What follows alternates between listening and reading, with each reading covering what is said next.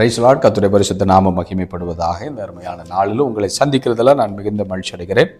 புதிய வருடத்தில் கர்த்தர் நம்மை அழைத்து வந்திருக்கிறார்.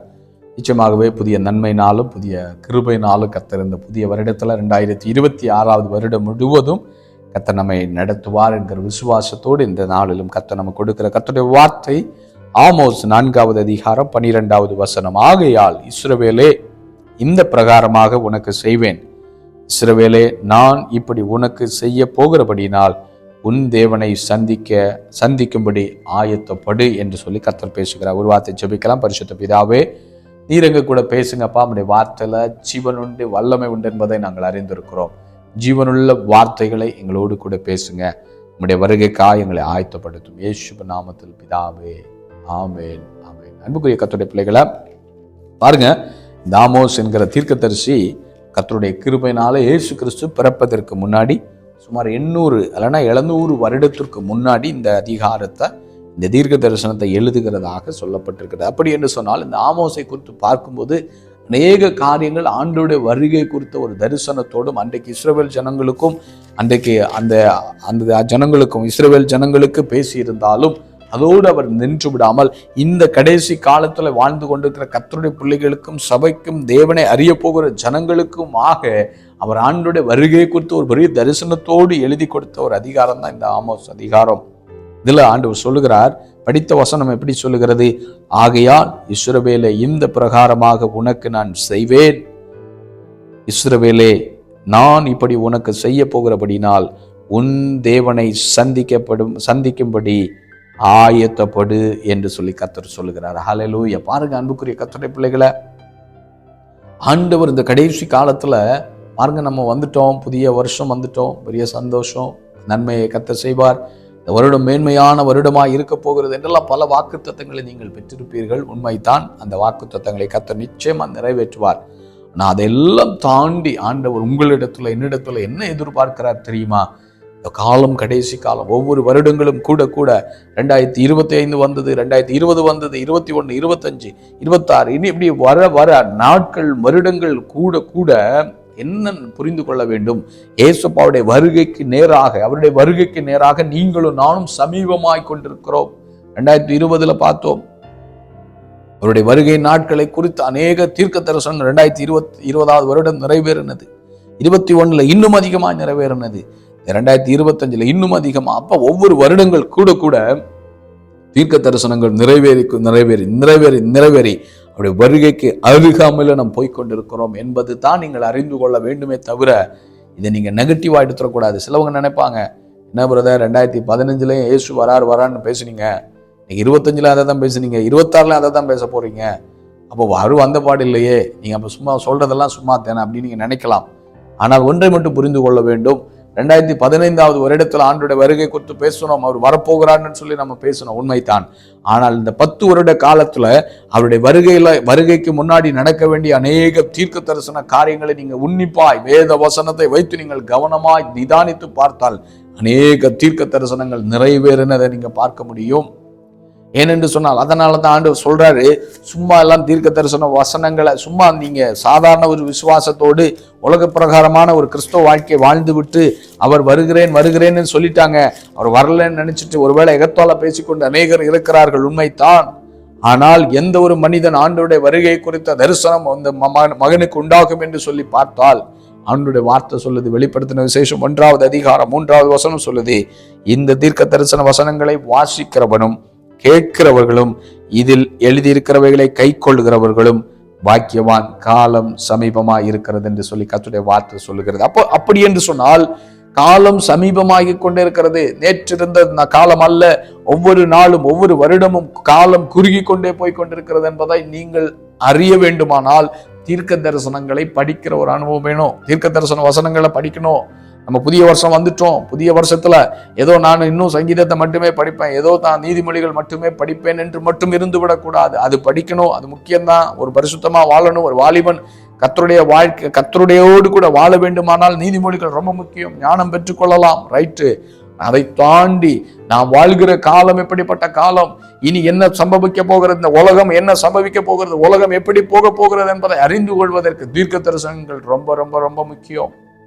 அதனால தான் இந்த வெளிப்படுத்தின விசேஷத்தை எழுதின அப்போஸ்தலனாகிய யோவானையுக்கு கர்த்தரே தரிசனம் கொடுத்து அநேக ரகசியங்களை எழுதி கொடுத்ததுல ஒரு ரகசியம்தான் இந்த தீர்க்க தரிசன வசனங்களை படிப்பா. தீர்க்க தரிசனம் வெளிப்படுத்தின விசேஷம் மட்டுமல்ல, ஆதியாகமத்திலிருந்து வெளிப்படுத்தின விசேஷம் வரைக்கும் அநேக தீர்க்க தரிசன வசனங்கள் இருக்கிறது. அந்த தீர்க்க தரிசன வசனங்களை படிக்க படிக்க, தீர்க்க தரிசனங்களை ஆராய ஆராய, தீர்க்க தரிசனத்தின் மேல ஒரு ஏக்கம் பெருக பெருக உங்களுக்கும் எனக்கும் காலம் சமீபம் என்று சொல்லி மாறிக்கொண்டே இருக்கும். ஆனால் இன்னைக்கு இருக்கிற தீர்க்க தரிசனம் அது அல்ல. இன்னைக்கு இருக்கிற தீர்க்க தரிசனம் எல்லாம் இன்னைக்கு இருக்கிற தீர்க்க தரிசிகள் என்று சொல்லக்கூடிய அநேகர் உலகத்துக்குரிய காரியங்களை மட்டும்தான் சொல்றாங்க. உங்களுக்கு வேலை கிடைக்க போகுது, உங்களை ஃபாரின் கொண்டு போறாங்க, உங்களுக்கு கார் வரப்போகிறது, உங்களுக்கு பங்களா கிடைக்க போகுது, இது மட்டும்தான் தீர்க்க தரிசனம் பேசுறாங்க. ஆனால் இயேசு வரப்போறார் என்ற தீர்க்க தரிசனங்கள் இன்னைக்கு குறைந்து போனது. ஆண்டவர் சொல்லிட்டார் ஆல்ரெடி, நான் வரப்போறேன்னு சொல்லி, அது ஒரு தீர்க்க தரிசனம். ஆனால் அதை எடுத்து உலகம் எங்கும் பேசுறதுக்கு ஆட்கள் கிடையாது. பூமிக்குரிய நன்மைகளை மட்டுமே காண்பித்து, பூமிக்குரிய ஆசீர்வாதங்களை மட்டுமே காண்பித்து ஊழியம் செய்கிறவங்க அநேகர் இருக்கிறார்கள். ஆனால் அது மட்டும் போதாதுங்க. அதை தாண்டி ஆண்டவர் சொல்றாரு, அந்த கடைசி நாட்கள்ல நீங்கள் கடைசி நாட்களுக்குரிய ஒரு பாரம் உண்டாக வேண்டுமானால், அதற்காக ஆண்டோட வருகைக்கு ஆயத்தப்பட வேண்டுமானால், நீங்களும் நானும் புரிந்து கொள்ள வேண்டிய காரியம் என்னவென்று சொன்னால், தீர்க்க தரிசன வசனங்களை படிக்கணும், அதை தியானிக்கணும், அதை குறித்து ஆராய்ச்சி பெருகணும், அதை குறித்து ஏங்கணும். ஆண்டவரை எனக்கு வெளிப்படுத்துங்கப்பா, இப்படி எல்லாம் சொல்லியிருக்கீங்களே, என்னோடு பேசுங்க, இனி வரும் காரியங்களை அறிய வேண்டும் என்று சொல்லி விருப்பம் நமக்குள்ள பெருகணும்னு சொல்லி கர்த்தர் விரும்புகிறார். ஏனென்று சொன்னால் வெளிப்படுத்தின விசேஷம் ஒன்று சொல்லுகிறது, சீக்கிரத்தில் சம்பவிக்க வேண்டியவைகளை தம்முடைய ஊழியக்காரருக்கு காண்பிக்கும் பொருட்டு என்று சொல்லி ஆரம்பிக்கிறது. அப்படி என்று சொன்னால் இனி இந்த உலகத்துல நடக்க போகிற சம்பவங்கள், இனி சீக்கிரத்துல சம்பவிக்க போகிற காரியங்களை ஆண்டவர் அன்றைக்கு வெளிப்படுத்தின விசேஷத்தை பேசும்போது சொன்னாரு, சில காரியங்களை முத்திரை போட சொன்னாரு. ஆனால் இந்த கடைசி காலத்துல முத்திரை போட வேண்டாம், அதை என்ன செய், முத்திரையை உடைக்கும்படிக்கான காலம் தான் கடைசி காலம் என்று சொல்லி கர்த்தருடைய வார்த்தை சொல்லுகிறபடினால, அன்புக்குரிய கர்த்தருடைய பிள்ளைகளை, நீங்களும் நானும் தீர்க்க தரிசன வசனங்கள் மேல ஏக்கம் பெருகும் போது, தீர்க்க தரிசன வசனத்துல நாட்டம் பெருகும் போது, உங்களுக்கு ஒரு காரியத்தை அறிந்து கொள்ள முடியும், ஆண்டவருடைய வருகையின் காலம் சமீபமாய் மாறிக்கொண்டிருக்கிறது. 2015 பார்த்தது மாதிரி அல்ல, 2025 2026 காலங்கள் மாறிக்கொண்டிருக்கிறது. கர்த்தருடைய வருகைக்கான தீர்க்க தரிசனங்கள் எல்லாம் நம்முடைய கண்களுக்கு முன்னாடி ஒன்றன் பின் ஒன்றாய் நடந்து கொண்டிருக்கிறது. ஆனால் வேதனை என்ன தெரியுமா? இன்னைக்கு கிறிஸ்துவர்களுக்கு அதை குறித்த ஏக்கமும் இல்லை, பாரமும் இல்லை. அப்படிப்பட்டதான வாழ்க்கை வாழ வேண்டும் என்கிற ஏக்கம் இல்லாமல் எனக்கு உலக கிறிஸ்தவர்களாய் மாறி, உலகத்தில் இருக்கிற மற்றவர்களை காட்டிலும் கேடு கெட்டவர்களா அநேகர் மாறிக்கொண்டிருக்காங்க. 2026 வருடத்துல கர்த்தர் உங்களிடத்தில் என்ன எதிர்பார்க்கிறார் தெரியுமா? தீர்க்க தரிசன வசனங்களை படிக்கணும், தீர்க்க தரிசன வசனங்களை கேட்கணும். உலகத்துல போயிட்டு ஊழியக்காரருக்கு பின்னாடி எனக்கு என்ன நடக்கும் அதல்ல. தேவன் தேவைப்பட்டா உங்களுக்கு அப்படி பேசுவார், இல்லைன்னு சொல்லல. ஆனா இதுக்கு பின்னாடி நம்ம ஓடிடக்கூடாது. ஆண்டவரே, இந்த உலகத்துல என்ன நடக்க போகிறதப்பா, இனி வரும் காரியங்களை பேசுங்க ஆண்டவரே, சீக்கிரத்துல சம்பவிக்க வேண்டியவைகளை எனக்கு கற்றுத்தாரும் ஆண்டவரேன்னு சொல்லி நீங்கள் கேட்பீர்களானால் ஒன்றை மட்டும் அறிந்து கொள்ள முடியும். என்ன அறிந்து கொள்ள முடியும் தெரியுமா? கேட்கும் போது அதுல எழுதியிருக்கிறவர்களை கை கொள்ள வேண்டும் என்கிற உற்சாகம், ஒரு வாஞ்சை, ஒரு ஆசை பெருகும் போது ஆண்டவர் உங்களுக்கு எனக்கு ஒரு ஆசீர்வாதத்தை கொடுக்கிறார். பாக்கியவான்கள் என்று சொல்றாரு. அவங்கள பார்த்து ஆண்டவர் பாக்கியவான் என்று சொல்றாரு. யாரை பார்த்து பாக்கியமுள்ள வாழ்க்கை, ஆசீர்வதிக்கப்பட்டவன் யார் தெரியுமா? தீர்க்க தரிசன வசனத்தை படிக்கிறவன் ஆசீர்வதிக்கப்பட்டவன். இன்னைக்கு படிக்கிறதுக்கு முயற்சி பண்றீங்களா? இந்த வருடம் வேதத்தை நான் படிப்பேன், ஆதி ஆகமத்திலிருந்து வெளிப்படுத்தின விசேஷத்தை வரைக்கும் நான் படிப்பேன். படிக்கும்போது எங்கெல்லாம் தீர்க்க தரிசன வார்த்தைகள் இருக்கிறதோ அது மேல அதிக போக்கஸ் பண்ணி நான் படித்து தியானித்து உலகத்துக்கு நான் சொல்லுவேன், ஆண்டவரே எனக்கு முதலாவது, மற்றவர்களுக்கு நான் சொல்லிக் கொடுப்பேன் ரெண்டாவது என்று சொல்லி நீங்கள் தங்களுடைய உங்க வாழ்க்கையை ஒப்பு கொடுத்தால் உங்களை பார்த்து ஆண்டு சொல்றார், இந்த வருஷம் உங்களுக்கு ஒரு பாக்கியமுள்ள வருஷமாய், மேன்மையான வருஷமாய், உபாகமம் 28:1 உலகத்துல இருக்கிற சகல ஜானங்களை பார்க்கல, ஜாதிகளை பார்க்கல, உங்களை மேன்மை உள்ள வருடமாய் கர்த்தர் மாற்றுவார். பாக்கியமுள்ள வாழ்க்கையை வாழ பண்ணுவார். அதோடு சேர்ந்து ஆண்டு சொல்றார், காலம் சமீபமாய் இருக்கிறது. காலம் சமீபம். அவனால தான் காலம் சமீபம் என்று கண்டுபிடிக்க முடியும். எல்லாராலும் கண்டுபிடிக்க முடியாது. காலம் நாங்கள் பேசிக்கொண்டே தான் இருப்போம். ஏனென்று சொன்னால் எங்களை கடைசி காலத்திற்கு என்று அழைத்திருக்கிறார். நாங்கள் பேசிக்கொண்டே இருந்தாலும் அதை நீங்களும் நானும் அதில் ஸ்டாண்ட் ஆகணும்னா, நீங்கள் ஸ்டாண்டாய் அதில் ஸ்டாண்ட் பண்ணி நிற்க வேண்டுமானால் தீர்க்க தரிசன வசனங்கள்ல ஒரு தொடர்பு எப்பவுமே நமக்கு இருக்க வேண்டும் என்று சொல்லி கர்த்தர் விரும்புகிறாருங்க.